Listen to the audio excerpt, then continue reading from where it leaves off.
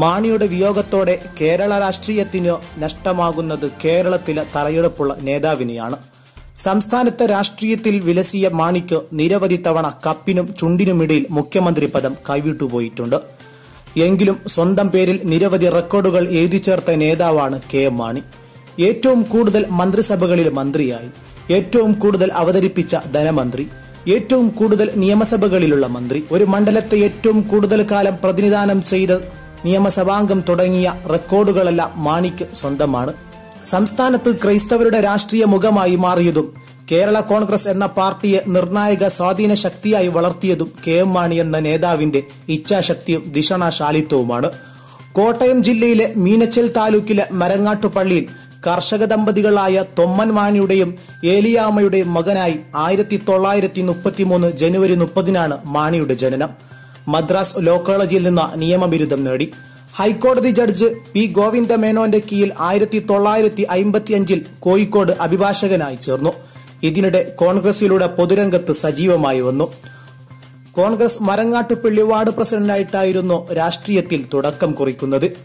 1959 KPCC അംഗമായി. 1960 മുതൽ 64 വരെ കോട്ടയം DCC സെക്രട്ടറിയായി. ഒക്ടോബർ 8 കേരള കോൺഗ്രസ് രൂപീകരിക്കുമ്പോഴും മാണി അതിന്റെ ഭാഗമായിരുന്നില്ല. അടുത്ത തെരഞ്ഞെടുപ്പിൽ പാലായിൽ കോൺഗ്രസ് സ്ഥാനാർത്ഥിയാകാനുള്ള ശ്രമത്തിലായിരുന്നു മാണി. NSS നേതാവും നായർ സമുദായാചാര്യനുമായ മന്നത്തു പത്മനാഭന്റെ സാന്നിധ്യത്തിൽ കോട്ടയത്ത് വെച്ചായിരുന്നു കേരള കോൺഗ്രസ് പ്രഖ്യാപനം. ആദ്യ chairman KM George, general secretary R Balakrishnapillai, George പിള്ളയും ഉൾപ്പെടെ 15 ചാക്കോ പക്ഷ MLA മാർ ശങ്കർ സർക്കാരിനെതിരെ തിരിഞ്ഞു. അവസരം മുതലാക്കി പ്രതിപക്ഷം അവിശ്വാസ പ്രമേയം കൊണ്ടുവരികയും കോൺഗ്രസ് വിമതരായ 15 പേരുടെ കൂടി വോട്ടോടെ സർക്കാർ വീഴുകയും ചെയ്തു.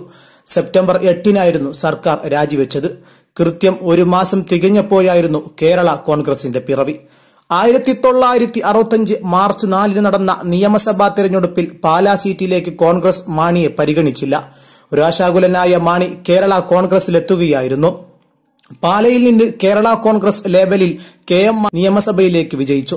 പിന്നീടത് ചരിത്ര പാല എന്നാൽ KM മാണി എന്നായി മാറി. അരനൂറ്റാണ്ടിലേറെ നീണ്ട രാഷ്ട്രീയ ജീവിതത്തിനിടെ KM മാണി എന്ന കേരള രാഷ്ട്രീയത്തിലെ മാണി സാറിന് ഉയർച്ചയുടെയും താഴ്ചയുടെയും കഥകളുണ്ടായിരുന്നു. തന്റെ രാഷ്ട്രീയ ഡയറിയിൽ രേഖപ്പെടുത്തി വെക്കാൻ AK ആന്റണിയോടൊപ്പം നാനാർ മന്ത്രിസഭ വിട്ട് 1982 UDF എന്ന മുന്നണിക്ക് രൂപം കൊടുത്ത അതേ മാണി UDF വിട്ടും വീണ്ടും പ്രവേശിച്ചും വിവാദങ്ങളുടെ തോയനായപ്പോഴും തളർന്നില്ല. ഏത് രാഷ്ട്രീയ കാലാവസ്ഥയിലും ഫിനിക്സ് പക്ഷിയെപ്പോലെ പറന്നുയർന്നു.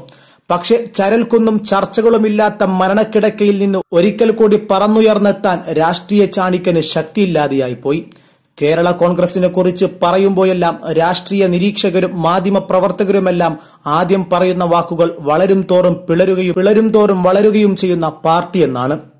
മാണി തന്നെ സമ്മാനിച്ച ഈ വാക്കുകൾ പലപ്പോഴും പാർട്ടിയിൽ നിന്ന് പലരും വിട്ടുപോയപ്പോഴും മാണിക്കോ അദ്ദേഹത്തിന്റെ കേരള കോൺഗ്രസിനോ കാര്യക്ഷമമായ ക്ഷതം സംഭവിച്ചിരുന്നില്ല. അത് KM മാണി എന്ന അധികായന്റെ അടിത്തറ ഒന്നുകൊണ്ട് മാത്രമായിരുന്നു. UDFനെ രൂക്ഷമായി വിമർശിച്ച് പുറത്തു ഒടുവിൽ തിരിച്ചെത്തിയപ്പോഴും മാണിയുടെ വാക്കുകൾ മറ്റാരെക്കാളും വില കൽപ്പിക്കുന്നുണ്ട്. ഇന്നും ലീഗ് കഴിഞ്ഞാൽ UDFലെ ഏറ്റവും പ്രബലമായ സഖ്യകക്ഷിയായി ഇന്നും കേരള കോൺഗ്രസ് എമ്മിന് നിലനിൽക്കാനായതും മാണി സാറിന്റെ സാന്നിധ്യം കൊണ്ട് തന്നെയാണ്. ബാർക്കോഴ വിവാദം കഴിഞ്ഞ നിയമസഭാ തെരഞ്ഞെടുപ്പിലെ പ്രധാന വിഷയമായതും UDFന് കനത്ത തോൽവി ഏറ്റുവാങ്ങേണ്ടി വന്നതും KM മാണിയെ UDFൽ ഒറ്റപ്പെടുത്തിയിരുന്നുവെങ്കിലും മാണി എന്നും UDFന്റെ അവിഭാജ്യ ഘടകമായിരുന്നു. കേരള കോൺഗ്രസ് രൂപം കൊണ്ടതിനു ശേഷം 5 മാസത്തിനിടെ തകരുമെന്ന കോൺഗ്രസ് നേതാവ് പനമ്പിള്ളി ഗോവിന്ദമേനോന്റെ വാക്കുകളെ എന്നും മാണി പരിഹസിച്ചിരുന്നു. കാരണം കേരള കോൺഗ്രസിൽ മാണിക്ക് അത്രത്തോളം ശുഭാപ്തി വിശ്വാസമുണ്ടായിരുന്നു. ഇന്ന് ആ പാർട്ടി അരനൂറ്റാണ്ട് പിന്നിട്ട് കഴിഞ്ഞിരിക്കുകയാണ്. മകൻ ജോസ് KM മാണി വരികൾക്കിടയിൽ വായിക്കാൻ ഇട നൽകുന്ന പ്രസ്താവനകളുമായി മാണി ഇനിയില്ല. ഒരു തെരഞ്ഞെടുപ്പ് കാലത്ത് സാന്നിധ്യമാകാൻ ആരോഗ്യം അദ്ദേഹത്തെ അനുവദിച്ചില്ല. ഇനി അദ്ദേഹത്തിനുള്ള മടക്കമാണ്.